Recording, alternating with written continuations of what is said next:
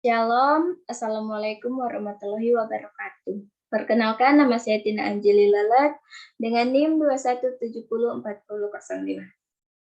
Program Studi Ilmu Kesehatan Masyarakat, Universitas Negeri Manado.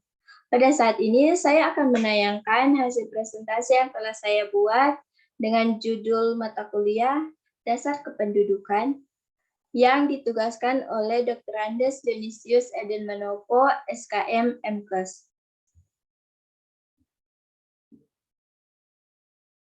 Pertama, saya akan menjelaskan pengertian demografi. Demografi atau ilmu kependudukan adalah ilmu yang mempelajari dinamika kependudukan manusia.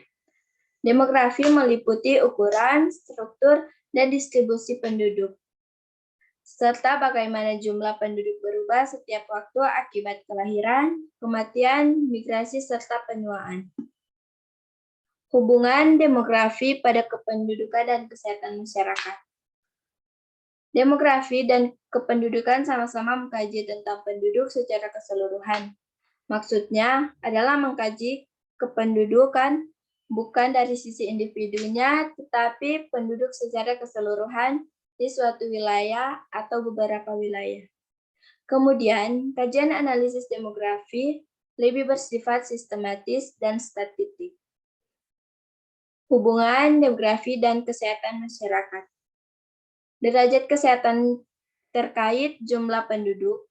Semakin besar jumlah penduduk, semakin tinggi pula beban pemerintah memfasilitasi faktor kesehatan. Dengan membatasi kelahiran, ini berarti membantu mengurangi beban. Ukuran kependudukan. Ukuran kependudukan dapat dilihat dari angka mutlak, rate, rasio, proporsi, konstanta, ukuran cohort, ukuran waktu, ukuran median, rasio jenis kelamin, dan rasio beban tanggungan.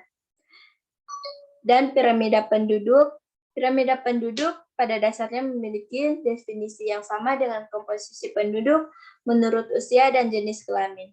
Struktur penduduk dibuat dalam grafik secara horizontal, yang dengan bentuk piramida. Dengan adanya piramida penduduk, dapat mengetahui perbandingan golongan produktif dan tidak produktif, serta perbandingan jumlah penduduk untuk prediksi di masa depan. Komposisi penduduk adalah susunan atau pengelompokan penduduk berdasarkan kriteria tertentu. Misalnya saja menggunakan usia, jenis kelamin, agama, mata pencaharian, pendidikan, dan lain-lain. Namun, pada umumnya, komposisi pada penduduk melihat pada kriteria, usia, dan jenis kelamin, angkatan kerja, serta rasio ketergantungan. Distribusi penduduk adalah persebaran atau distribusi atau bentuk penyebaran penduduk di suatu wilayah atau negara. Apakah penduduk tersebut tersebar merata atau tidak? Kepadatan penduduk erat kaitannya dengan kemampuan wilayah dalam mendukung kehidupan penduduknya. Sumber data kependudukan. Sumber data kependudukan dibagi menjadi 3, yaitu sensus penduduk, survei penduduk, dan registrasi penduduk.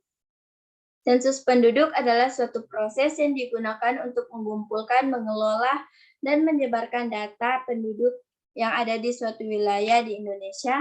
Biasanya sensus penduduk diadakan 10 tahun sekali. Survei penduduk adalah proses pengambilan data kependudukan menggunakan sampel data yang dianggap mewakili beberapa kelompok penduduk. Registrasi penduduk adalah kegiatan yang dilakukan pemerintah setempat bekerja sama dengan keluarga untuk mencatat peristiwa penting seperti kelahiran, kematian, pernikahan, pengangkatan anak atau adopsi, dan peristiwa penting lainnya. Angka kelahiran tahunan. Di bawah ini adalah contoh rumus angka kelahiran tahunan. Dengan penjelasan, B sama dengan jumlah bayi yang lahir pada 1 tahun tertentu.